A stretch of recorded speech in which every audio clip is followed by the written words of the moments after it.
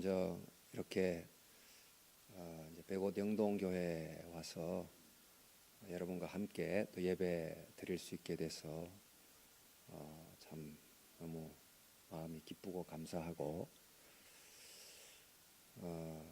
저는 멀리서 이제 이 교회 소식을 또 아름다운 소식을 또 섬기고 사랑하는 소식을 듣고 너무 감사하고 또 주님께 또 기도 시간마다 감사의 고백을 드리곤 했습니다. 주님이 시작하신 이 백옷 영동 교회가 또 여러분의 기도와 사랑과 헌신 가운데 건강하게 잘 자랐으면 좋겠습니다. 이제 어제 제가 또 한 가정 주례를 했는데, 가정이란 곳이 부부가 함께 지어서 만드는 아주 중요한 의미 공간이 되는데요. 그러니까 교회라는 것도 어떤 만들어진 건물이 아니고 속한 공동체들이 함께 말씀을 따라서 사랑하면서 만들어가고 그 만들어진 공간 안에서 신앙생활을 누리는 삶의 아주 중요한 부분이 되는 영적 공간입니다. 이 백옷이라는 이 지역에 마치 따뜻하고 아름다운 가정에 들어가 있으면 그 자체가 정말 쉼이 되듯이 정말 복잡하고 쉼이 없는 이 세상 속에서 영적인 공간, 하나님의 임재가 있고 사랑이 있는 그런 영적인 공간 하나를 백옷 땅에 만들어 놓는다는 것 자체가 백옷 지역을 위한 굉장한 선물을 주는 것입니다. 건물을 짓지 않아도 이런 우리 교회 공동체 자체가 선물이죠. 우리도 이 안에서 쉼을 누리고 또 들어오는 사람들마다 하나님을 만나고 사랑 가운데 회복되고 치유되는 그런 공동체란 공간이 있으면 그 백옷이 생명을 찾고 되살아나는 것입니다. 그래서 백옷 영동교회가 바로 그런 누구든지 오면 진정한 진리의 말씀 속에서 깨달음을 얻고 또 영적인 쉼을 얻는 그런 아름다운 영적 공간, 교회가 될 수 있기를 바라고 또 계속 기도하겠습니다. 백옷이라는 곳이 이제 백옷이 배움의 땅, 배움의 장소란 뜻을 갖고 있다고 제가 들었습니다. 아마 여기 이제 또 대학교 부지가 들어오기 때문에 이제 그 이름을 붙였는지 제가 잘 알지 못하지만 우리 삶에서 이제 배워야 될 중요한 것, 그것은 무엇보다도 인생의 길이 될 텐데, 저는 이제 백옷 영동교회가 이곳에서 주님이 가르쳐 주신 그 길, 어떻게 걸어가야 되는지를 알려주고 보게 하고 경험하게 해주는 곳, 그런 곳이 되면 좋겠습니다.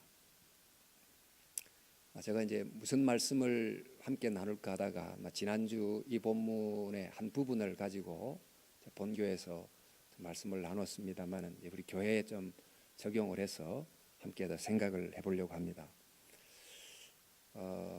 사실 누가복음 본문 중에 한 부분인데요. 예수님이 제자들과 함께 이제 그 예수님이 계셨던 갈릴리 나사렛 지역에서 사역하시다가 예루살렘으로 십자가를 지기 위해서 가는 도중에 많은 사건들이 일어납니다.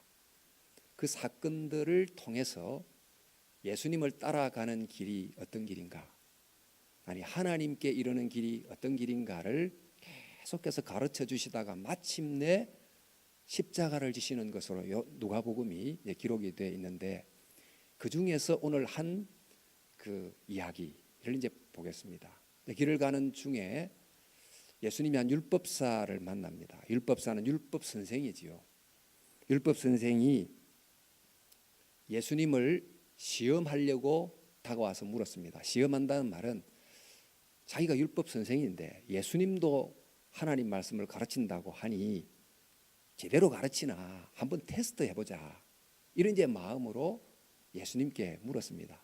선생이요, 어떻게 하면 영생을 얻을 수 있습니까? 하고 이제 예수님의 실력을 한번 테스트 해보겠다고 예수님에게 질문을 한 거지요. 그러니까 예수님이 이제 다 속마음을 하시고 율법에 어떻게 기록되었는가 이렇게 이제 되물으니까 율법사는 어색하게 또 자랑하는 마음으로 율법에는 하나님을 마음과 뜻을 다해서 사랑하라 그랬고 또 내 이웃을 내 몸처럼 사랑하라고 했습니다.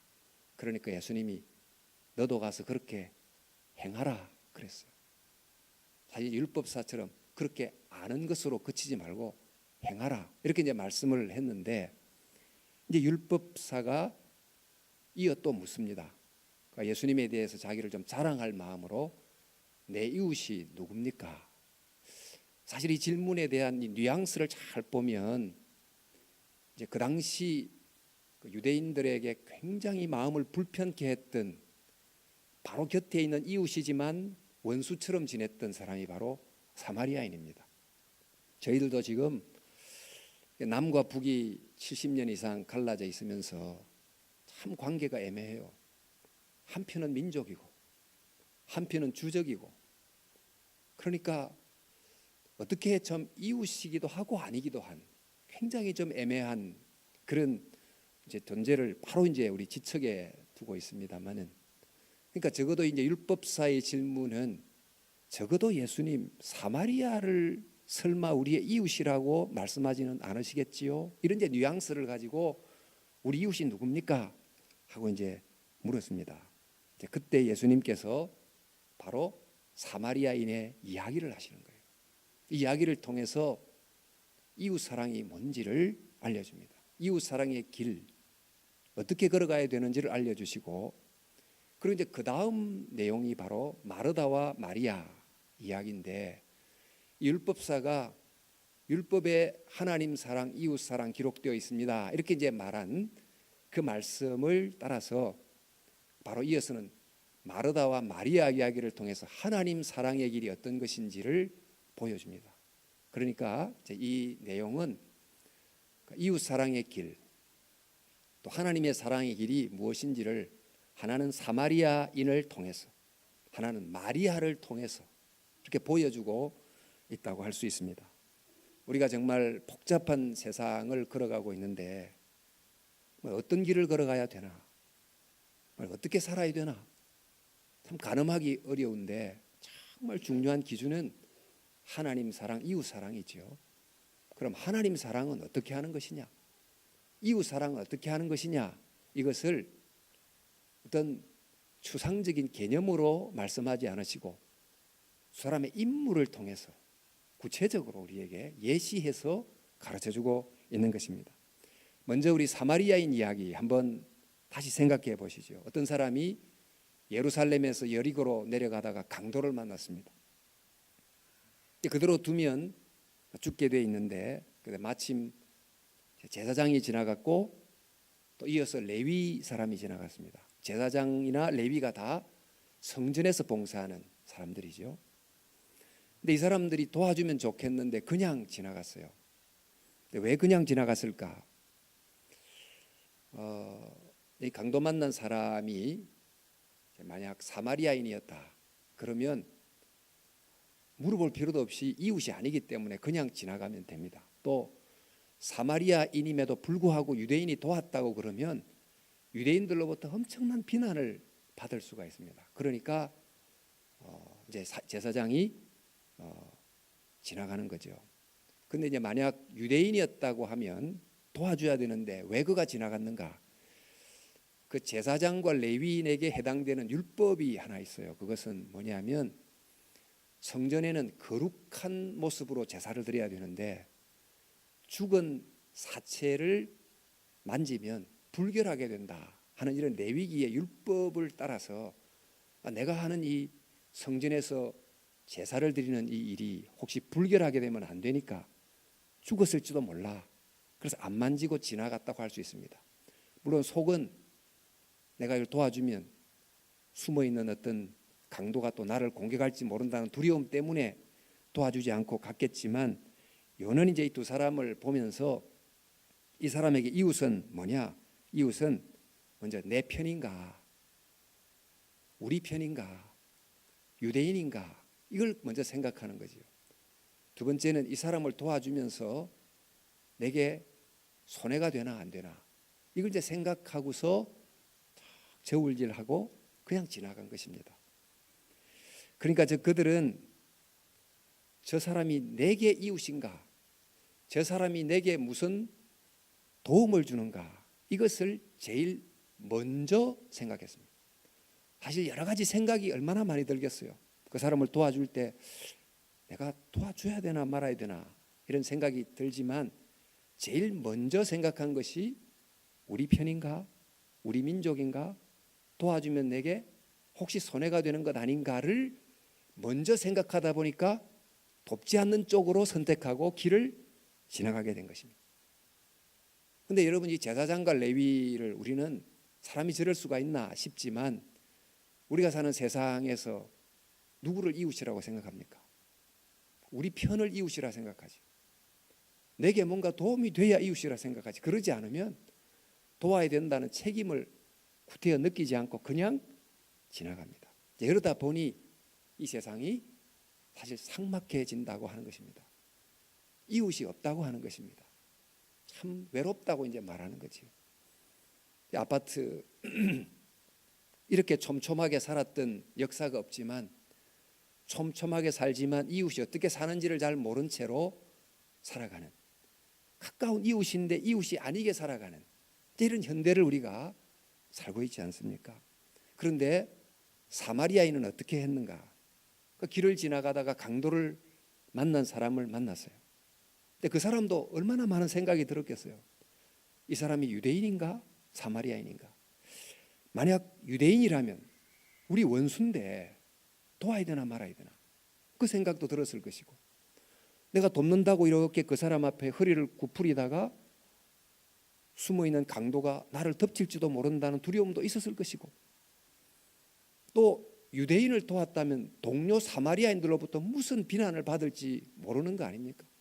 생각할 수 있는 게 굉장히 많은데 사마리아인은 먼저 무엇을 생각했는가? 먼저 사마리아인은 내가 만약 저 사람이었다면, 내가 만약 길에서 강도 만난 사람이었다면 길을 지나가는 사람이 내게 어떻게 해주기를 나는 원할까? 이 생각 하나를 가지고 내가 저 사람이었다면 내가 자기 편인지 아닌지, 이익이 되는지 아닌지 묻기 전에 내가 지금 죽어가고 있기 때문에 살려주자, 이런 생각을 하고 도와주기를 바랄 것이다. 그 한 가지를 먼저 생각하고 그냥 돕는 거예요, 사마리아인이. 그러니까 사마리아인은 예수님이 가르치신 이웃사랑의 핵심인 황금률을 그대로 실천한 것입니다. 황금률이 뭐죠? 내 이웃이 내게 해주기를 원하는 대로 너가 먼저 남에게 하라. 이게 황금률이지요. 그러니까 은율, 실버로라는 것은 남이 내게 하기를 원치 않는 것을 너도 남에게 하지 말라. 이게 이제 은율이라고 하면 상대가 내게 해주기를 원하는 것을 내가 먼저 남에게 해주라. 이건 이제 황금률이라고 그래요. 그러니까 사마리아인이 바로 그 황금률을 행한 것입니다. 그러니까 이웃 사랑의 길은 뭐니까 보니까 다른 여러 조건들이 있지만은 내가 그였다면 그는 내가 어떻게 해주기를 원할까? 이것을 먼저 생각하고 행동하는 것이 이웃 사랑의 길이다. 지금 우리가 사는 이 세상에 여러 가지 이유로 강도 만난 사람들이 너무너무 많습니다. 경제적인 이유로 하다 보니까 실패해가지고 강도 만난 사람이 있고, 건강을 잃어서 강도 만난 사람이 있고, 가정의 여러 불화 때문에 가정이 깨지는 강도 만난 사람이 있고, 얼마나 많은 강도 만난 사람이 있는지 모릅니다. 때로는 그냥 사람 관계 속에서 주고받는 말 때문에 말에 가시에 찔려가지고 그날 밤을 콕박 새고 잠 못 자는 그런 강도 만난 사람도 들어 많습니다. 그런데 우리는 주로 이제 어떻게 생각합니까? 항상 내 중심으로 생각하지. 내가 저 사람이었다면 이 말을 들었을 때 어떻게 느꼈을까? 내가 저 사람이었다면 이런 환경을 만났을 때 나는 상대가 어떻게 해주기를 원할까? 이렇게 상대 중심으로 별로 생각하지 않고 항상 자기 중심으로 생각하다 보니까 제사장이 되고 레위인이 돼서 그냥 지나쳐가는 것입니다. 우리는 이제 그렇게 하면서 말로는 이웃사랑 하는데 이웃의 관점에서 별로 생각지 않고 이웃사랑 이 말을 종종 하지 않나 생각합니다. 그러니까 이웃사랑의 길은 보니까 먼저 내가 이웃의 입장이 한번 되어보는 것, 그리고는 그 이웃이 정말 원하는 것을 하려고 노력하는 것이 사마리아인을 통해서 알려주신 사랑의 길이다. 예수님이 우리에게 어떻게 걸어가라고 하시는가? 이웃 사랑의 길을 가라고 하시는데 이웃 사랑의 길, 참 이 사마리아인의 비유에서 나와서 그렇지 사람은 기본적으로 자기중심적이기 때문에 남의 입장에서 한번 생각해보고 행동한다는 것은 정말 패러다임의 전환, 쉽지 않은 일입니다. 하지만은 교회가 바로 끊임없이 그것을 연습하는 장소가 돼요. 계속해서. 그래서 저희들은 이 백옷 영동교회가 이웃사랑 그러면 주위의 어려운 가정에게 뭐 돈 10만 원 도와주고 100만 원 도와주고 이런 것만 생각하는 게 아니고 이웃사랑은 근본적으로 공동체 안에서 타인의 입장이 되어보는 거예요. 우리 저 김 집사님이 내가 되어보는 거예요. 저 박 집사님 입장에 내가 한번 서보는 것이 이런 것에서 이웃사랑이 시작한다. 그러면 내가 저분이었다면 그가 내게 어떻게 해주기를 원할까를 생각하면 태도가 달라지고 말이 달라지고 반응이 달라지고 그것을 따라서 그냥 행하는 것, 이게 바로 사마리아인이 가르쳐 주신 이웃사랑의 길이다. 그러니까 이 백옷 영동교에 오는 사람들마다 이곳에 와보니까 보통 세상에 가면 내 입장을 가족도 이해를 잘 안 해주고 남편도 답답해 죽겠고 아내도 아들도 이 내 입장을 전혀 몰라주는데 이곳에 오니까 김 집사님은 내 입장을 좀 이해해 주시더라. 박 집사님은 내 입장을 이해해 주더라. 참 이곳에는 그런 의미에서 진짜 이웃사랑이 있구나. 이것이 경험되는 그런 백옷 영동교회 될 수 있기를 바랍니다.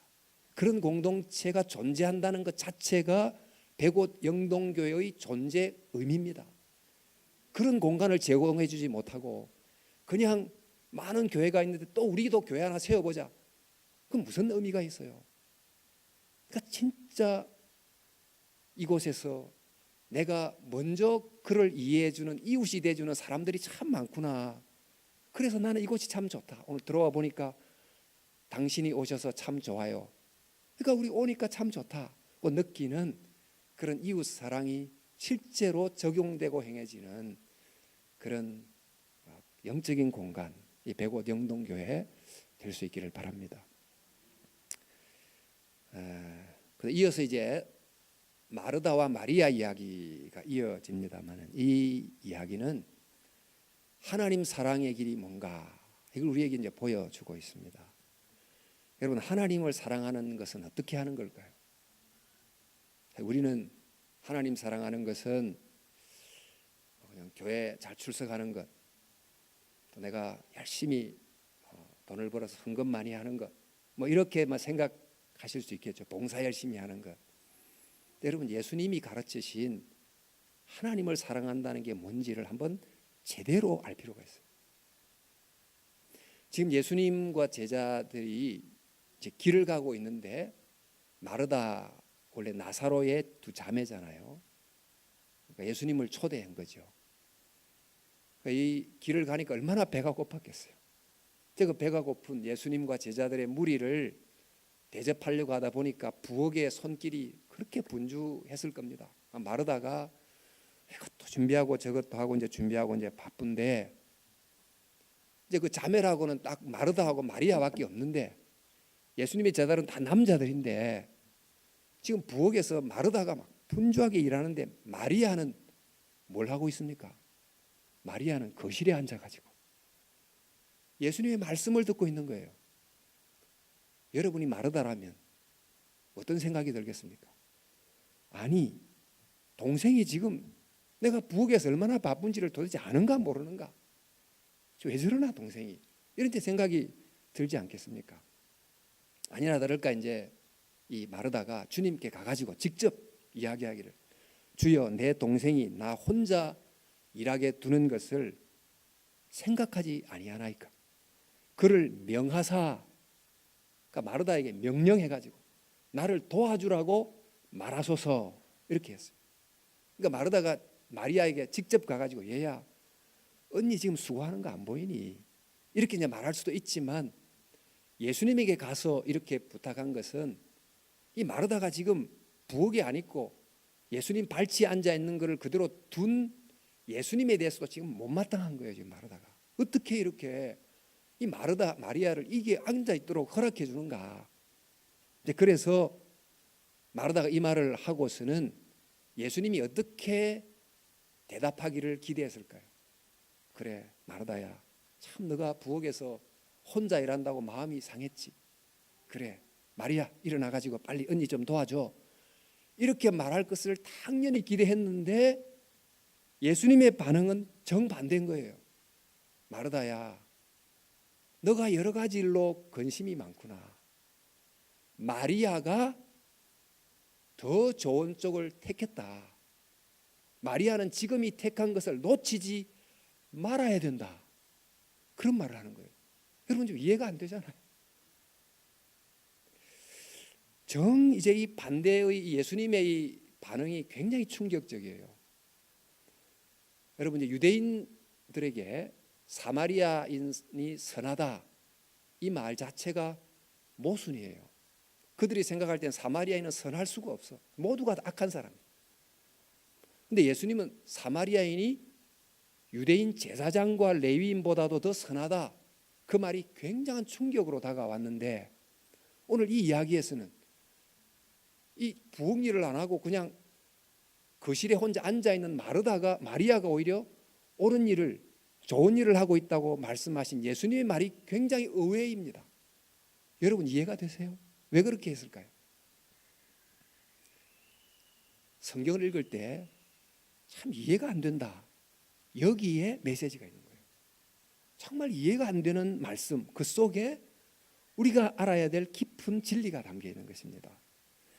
이 마르다와 마리아 이야기를 전통적으로는 이렇게 해석을 했어요. 교회사에 보면 그 수도사들이 중세시대 때 있었습니다. 그 수도사들은 정말 세상 일을 다 내려놓고 수도원에 가서 조용히 수도만 했어요. 근데 자신들의 이 수도했던 그 삶을 지지해주는 성경 구절로 바로 이것을 찾았어요. 예수님은 마르다처럼 부엌에서 열심히 일하는 것도 뭐 좋게 여기시지만은 마리아처럼 주님의 말씀만 잘 묵상하는 수도사 같은 우리를 더 좋아하신다, 이렇게 해석하기도 했어요. 이제 그것은 예수님 당시의 상황과는 달리 그 당시 중세 시대의 문화의 안경으로 성경을 읽은 것입니다. 그리고 또 요즘 현대는 너무 바쁘잖아요. 일에 정말 치여서 정신이 없이 살아가는데, 이 마르다 이야기, 마리아 이야기는 한편으로는 우리는 열심히 일해야 되지만은 또 한편 마리아처럼 말씀 앞에 조용히 묵상하는 시간, 이른바 균형이 필요하다, 밸런스가 필요하다, 그렇게 해석하기도 해요. 틀린 말은 아니지만은 이 두 가지는 다 중세 시대의 안목으로, 현대의 안목으로 해석한 것이지 예수님 당시의 상황을 따라서 제대로 이해한 것은 아닌 것입니다. 한번 그 당시 예수님의 1세기 때 유대 상황이 어땠는지를 한번 봐야 왜 예수님이 마리아를 두둔했는지를 알 수 있어요. 왜 마리아를 너가 오히려 더 착한 일을 하고 있다고 말했는지를 기억할 수 있다는 것입니다. 한번 보십시오. 우리는 지금 남녀가 같이 앉아 있고 이런데 전혀 이상하지 않잖아요. 남자와 여자가 같이 앉아 있는 게 너무너무 당연하지만 한 20-30년 전만 해도 남녀가 이렇게 같이, 모르는 남녀가 앉아 있다는 자체가 굉장히 이상한 그런 시대였어요. 그 옛날에 이제 교회당에 초기 한국 교회는 여기다 커튼을 딱 쳐놓고 남자 반, 여자 반 이렇게 나누어 놓았던 때가 불과 얼마 전이었어요. 그 유대 사회에서도 그 당시는 그 손님이 찾아오면 그 집안에 남자만이 있는 공간이 있고 여자만이 있는 공간이 있었어요. 우리도 옛날에 그랬잖아요. 손님이 오면 남자는 거실에 앉아가지고 또 정치 이야기도 하고 세상 이야기도 하고, 여자들은 주로 어디 있습니까? 부엌에 있고 부엌에 딸린 방에 앉아서 또 이야기하고, 이렇게 했던 그 문화가 유대 사회도 그대로 있었습니다. 근데 이게 이제 그 당시 지배적인 문화였는데, 이런 문화에서 보면 마르다는 정말 옳은 행동을 하는 거예요. 그죠? 마리아는 잘못된 것입니다. 마리아는 지금 잊지 말아야 될 자리에 있는 거예요. 거실은 지금 누구의 공간입니까?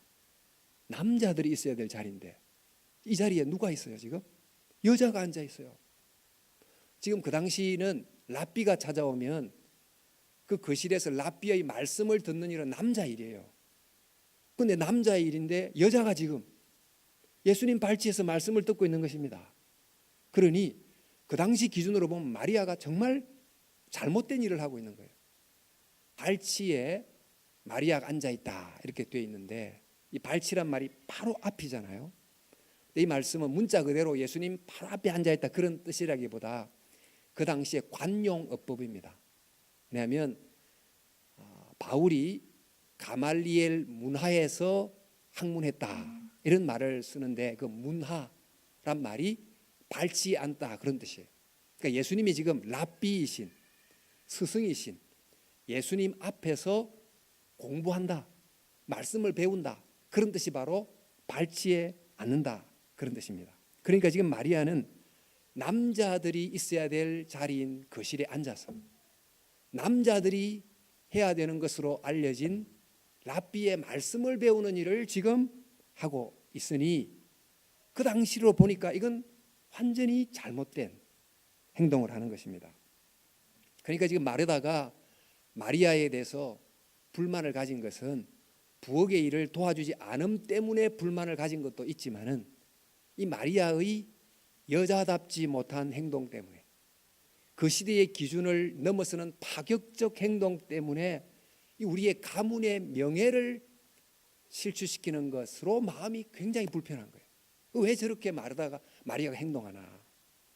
그래서 주님은 마르다는 주님에게 이 마리아를 지금 여자가 있어야 할 자리로 좀 보내달라고, 여자가 해야 될 일을 하게 해달라고 지금 요청을 하고 있습니다. 그런데 이제 예수님께서 하시는 말씀이, 마르다야 마르다야 내가 많은 일로 근심하고 염려하나 몇 가지만 하든지 혹은 한 가지만이라도 족하니라. 마리아는 이 좋은 편을 택하였으니 뺏기지 아니하리라 하시니라. 자, 지금 예수님은 지금 마르다가 좋은 편을 택한 것이 아니고 마리아가 좋은 편을 택했다, 이 말씀을 했다는 이유가 뭔가, 여러분 이것을 알 필요가 있습니다. 지금 마르다는 여러 가지 일로 근심하고 있다. 마르다의 근심은 우리가 흔히 아는 건강에 대한, 미래에 대한, 경제에 대한 이런 근심과 염려를 한다는 의미가 아니고, 앞서 말씀드린 것처럼 마리아의 행동 때문에 빚어질 주위의 따가운 시선, 남성들의 시선, 유대 사회로부터였던 소외, 이런 것을 지금 염려하고 있는데, 이런 마르다의 염려는 어디서부터 나오는 겁니까? 이것은 유대 사회의 남자와 여자를 구분하고 여자는 이렇게 해야 된다고 정해놓은 그 당시의 문화로부터 나오는 염려와 근심입니다. 그런데 이것이 옳습니까? 이것이 예수님이 가르친 것입니까? 지금 사마리아인 비유도 우리가 봤지만은 그 사마리아인의 비유 속에서 있었던 그 시대의 질서는 유대인과 사마리아인은 만나면 절대 안 된다, 서로는 절대 이웃이 될 수 없다고 하는 그 시대의 질서 속에서는 사마리아인의 선행이 나올 수가 없습니다. 그런데 그런 유대인과 사마리아인을 구분짓는 것이 예수님이 가르친 것입니까? 예수님이 가르친 질서입니까? 지금 예수님은 마르다에게 너가 많은 것으로 염려하지만 그것을 염려치 말고 몇 가지만 생각하라. 아니 한 가지만 붙들라. 근데 그 몇 가지 혹은 한 가지가 뭐냐? 지금 마르다는 그 당시의 유대 질서, 그 당시의 남자와 여자를 구분하는 그 질서를 따라 여자인 마르다 나는 누군가 그걸 늘 생각하고 그 기준을 따라 행동하고 그래서 이제 부엌에 가서 일을 하고 그게 옳다고 여기고 살았는데 마리아는 예수님이 전파하신 하나님의 나라의 법, 즉 남자와 여자는 하나님 앞에 동등하고 모두가 다 하나님의 말씀을 배울 수 있다고 하는 예수님이 전파한 새로운 하나님의 나라 법을 따라 자기를 생각했습니다. 그렇다면 마리아가 잘못된 자리에 앉아 있습니까? 마리아가 남자와 같이 예수님 발치에서 말씀을 배우는 것이 잘못됐습니까? 아니면 하나님의 전파하신 새로운 법에 따르면 옳은 겁니까? 틀린 겁니까? 예수님은 마리아가 하나님의 나라 질서에서 올바른 것을 붙들었다, 그렇게 가르쳐 주는 것입니다. 즉 이제 마리아는 하나님 말씀 기준에서 내가 누군가를 생각하고 그것을 따라서 행동하기로 도전한 것입니다. 우리는 주로 세상의 기준을 따라 내가 누구냐, 어떤 지위냐, 얼마만큼 재산을 갖고 있느냐를 따라서 평가하고 또 판단하고 이렇게 이제 살아가지만 하나님의 기준을 볼 때 내가 누군가를 생각하고 그 말씀을 붙잡고 그대로 믿고 행동하는 일을 누가 했습니까? 마리아가 했다는 것입니다. 그래서 지금 마리아가 옳은 것을 택했다. 그러니까 마르다는 비록 예수님을 집에 초청하기는 했지만 여전히 그 지나가야 될 유대인의 전통에 묶여서 예수님의 참 자유의 가르침을 따라 살지 못했습니다. 하지만은 마리아는 예수님이 전파하신 그 정말 새로운 하나님의 나라의 법칙과 질서를 따라 자기를 생각하고 행동했다 하는 것입니다. 이 말씀을 들으면 이게 뭐 여성 해방 운동 가르침인가 여러분 이렇게 생각하실지 모르겠습니다만은 이 말씀은 사마리아인을 통해서 이웃 사랑의 길을 가르치셨다면 마리아를 통해서 하나님 사랑의 길을 가르쳤습니다. 여러분 하나님을 사랑한다는 게 뭘까요? 한번 생각해 보세요. 우리는 너무 종교화가 돼 있어가지고 예배당 잘 출석하고 헌금 잘 드리고 그러면 하나님 사랑한다. 물론 그게 하나님 사랑의 한 부분이지만은 하나님의 사랑이라는 것은 하나님의 마리아가 예수님의 말씀 속에서 자기 자신을 새롭게 깨닫고 그 새로운 자기를 따라서 행동했던 것처럼 하나님의 말씀을 따라서 자기를 생각하고 살아가는 그것을 하나님을 사랑하는 길이라고 보는 것입니다. 지금 하나님의 말씀은 세상이 뭐라고 그래도 나는 하나님의 사랑받는 자녀라 그러고 천하보다 소중한 생명이라고 그러면 내가 나를 어떻게 봐야 됩니까? 하나님 말씀은 아무리 그래도 나는 별 볼 일 없는 인간이지. 나 같은 존재가 뭘 해? 자꾸 그렇게 말하면 하나님의 말씀과 달리 자꾸 나를 생각하면 그게 하나님을 사랑하는 길입니까? 아닙니까? 지금 아버지가 있는데 자녀를 너무 귀하게 키워놓고 이 자녀를 위해서 가진 계획이 있고 미래가 있는데 이 자녀는 늘 우리 아버지는 아무것도 아니야. 우리 아버지 밑에서 나는 정말 미래가 없어. 이렇게 생각하면 그 아버지를 영광스럽게 하는 겁니까? 아닙니까? 우리는 지금 우리 자신을 어떻게 생각하고 있나요? 지금 마리아는 교만하라는 뜻이 아니에요. 마리아는 그 시대로 말하면 일개 여성일 뿐이에요. 정말 부엌에서 부엌 일을 해야 될 여성인데 예수님 말씀만 해서 진짜 내가 누군지를 발견한 거예요. 그러니까 주위 따가운 남성들의 시선이 있음에도 불구하고 참 나의 길을 걸어가기로 결단하고 도전한 것입니다. 그 마리아의 길을 따라서 걸어가는 것이 하나님을 사랑하는 것이다. 하나님은 우리 자신을 귀하게 여기시고 십자가에서 독생자를 주시기까지 나를 사랑하셨고 지금 나는 세상적으로 뭐 많은 재산이 없다 할지라도 하나님의 나라를 유산으로 상속받게 될 하나님의 자녀입니다. 하나님이 말씀하십니다. 하나님의 말씀이 우리를 향해 증거합니다. 그 말씀을 들음에도 불구하고 나는 별 볼 일이 없어. 나는 너무 불쌍한 사람이야. 늘 이렇게 자수하는 마음으로 살아가면 하나님이 보고 뭐라고 그러겠어요?